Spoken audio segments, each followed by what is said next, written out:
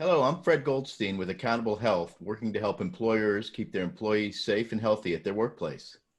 Hi, I'm Dr. Nick. I'm the incrementalist here for better and healthier workplaces and life. So, Fred, today's an exciting day. What's going on? Yeah, we're happy to announce that we're launching our Back to Work Reopening Consulting Service. There's an educational program that goes along with that will help you think through reopening. It's at www.safehealthywork.com, and you can see the link to that website below. Some important things to consider on why this is a little bit different from many of the things you've seen out there and many of the PDF documents, et cetera, is we really believe it's important that you understand why you need to do these things. So understanding the background to the virus, obviously Nick's expertise in that area, as well as other things that other people are doing and why to do it, lets you think through individually for your business the important components and things you need to consider and how to apply the stuff directly to your workspace. We also, as part of this, are providing some consulting services. So the fundamental pieces of this are that there's a course, easy to access. People can go through it. It's designed to be at least, I don't want to say fun. I'm not sure that I've ever found a course fun. I don't know about you, Fred, but it's also, that's just the foundation, right? It's the basis for, importantly, understanding. But what are the services that we're sort of putting around this? So we're going to help the employers actually take a look at applying this to their specific workplace. So we can help them looking at how to lay out their workplace, safety things to put in place. Are you really considering hand washing appropriately? How are you setting that up? How are you social distancing?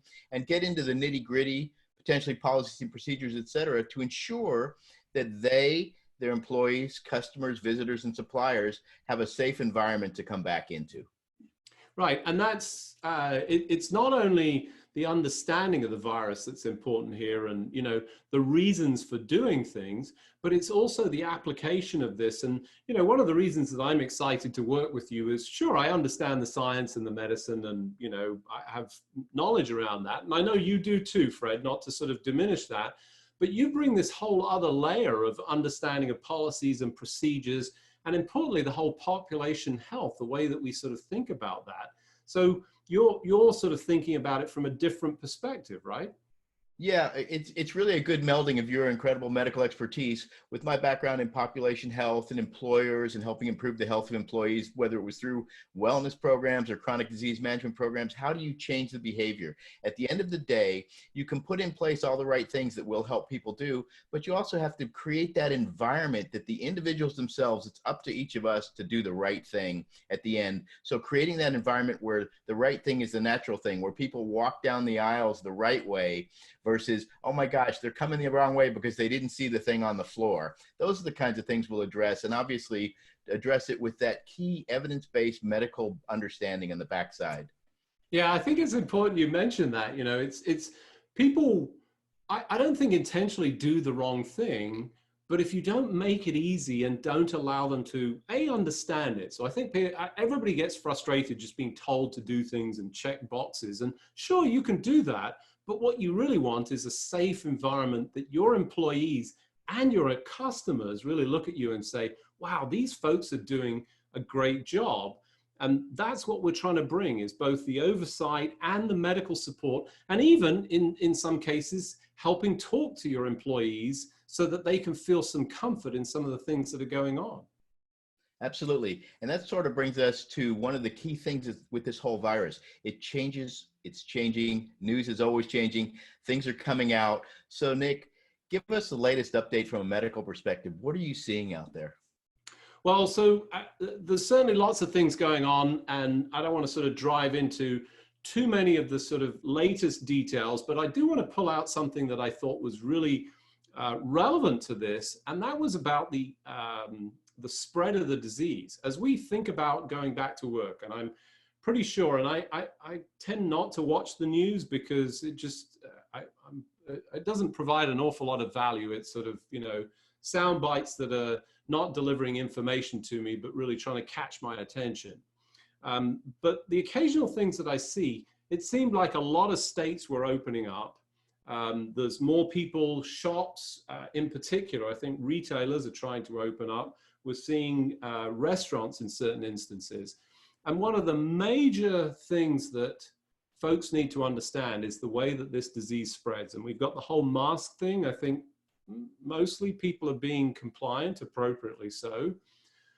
But when you look at the spread of the disease based on the droplets, there was an excellent sort of demonstration of that. And I think visuals are really helpful, that showed how these droplets hang in the air if there's no movement. And if you think about that from an office standpoint or close proximity, and we've seen this with some of the spread characteristics of different locations, the choir, where they were singing, that extended. It's not quite as bad as coughing and sneezing, but as you sing, you spread out more droplets and they go further. And some fall to the ground, and that's good, but an awful lot of them hang in the air. Here was what was really interesting to me, and I think it's a big challenge for a lot of large corporations and even ones in small offices. Open the window and you diminish those droplets really quickly. Just a flow of I want to call it natural air. I don't think that's quite the right term, but fresh air. So fresh air in your office, extraordinarily effective at diminishing and reducing. And the thing that we know most about this virus, or at least appear to today, is its viral load and time of exposure are the key factors. So as you think about anything to do with opening and getting back to work, it is about those factors and how to reduce them.